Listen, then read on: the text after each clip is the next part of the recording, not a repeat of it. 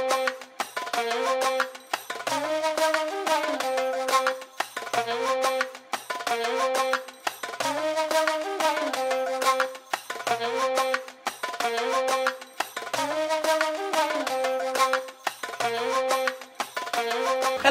good morning, good afternoon, good evening in some parts of the world. I'm very privileged and excited because with me is Miss Gigi, who is the owner of Spice Restaurant right here at Diba in Fujairah.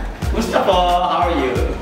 Good, good. Okay, tell me po, gaano katagal na yung restaurant at the moment? Bago lang siya, no? Yeah? Mga ilang months na? 1 month and a half. Okay, 1 month and a half. What made you decided to take over or to build a restaurant business? Sa napakaraming mga ibang klaseng business, why restaurant? Restaurant kasi kadalasan dito halos-halos po food. Okay, dito sa area. Yes, tayo naman mga Pinoy, lagi natin nami-miss. Oo naman, So, oo every naman. time kakain tayo ng Filipino food, so mag-remind tayo na parang nasa ano lang tayo.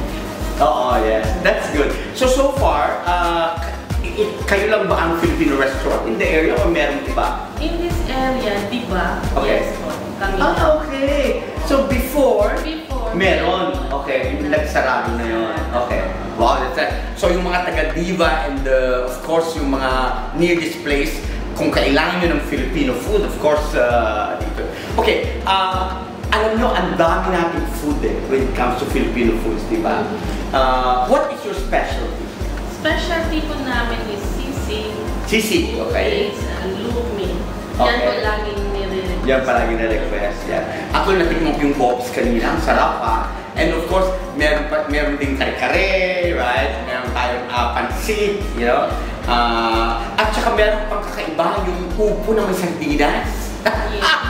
Isa yun sa favorite ko. At saka, bihira sa mga restaurant na nagsiserve doon. So kung gusto yung tikman yun, all you have to do is come here. Now, also, siguro another question that I wanted to ask.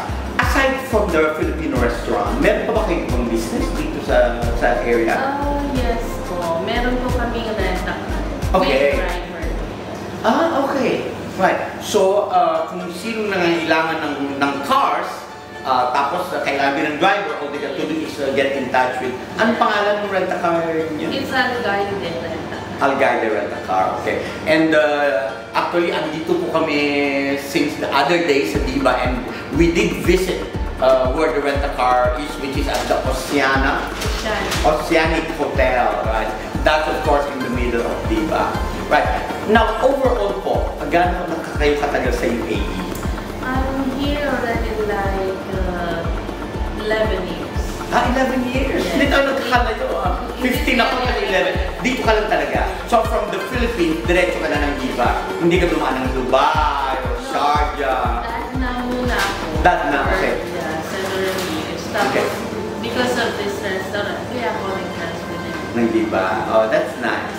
Now, when you look at yourself, mga how many more years pa kaya na mag-stay ka dito? Are you looking still at a long-term, especially ngayon meron ng business, di ba? Yes, habang may buhay. Habang may buhay. Yes. Do you have kids pa? Yes po. Okay. Ilan kids? I have 5 kids Okay. and they're all grown up. Right. Nasa Manila na sila lahat. In Mindanao. Mindanao, okay. Saan kayo sa Mindanao? Sa Cebu. Cebu, okay. Ilang taon na yung bunso mo ba? Bunso ko is 13 years old. Okay. Malaki na pala. Yes. So, did they come here already to visit you or you just normally go to visit? Okay. Paano kung mag-request sila pumunta dito? Sige, okay lang. Kaso nga lang, mga tayo sa school. Yes, and everything. That's good. Thank you very much. And that was very nice. Yes, it was nice talking to you. And of course, once again, ladies and gentlemen, for those of you who want to have that authentic Filipino taste, all you have to do is come here, Spice Restaurant, right here at Diba in Fujairah. We'll see you. Bye-bye.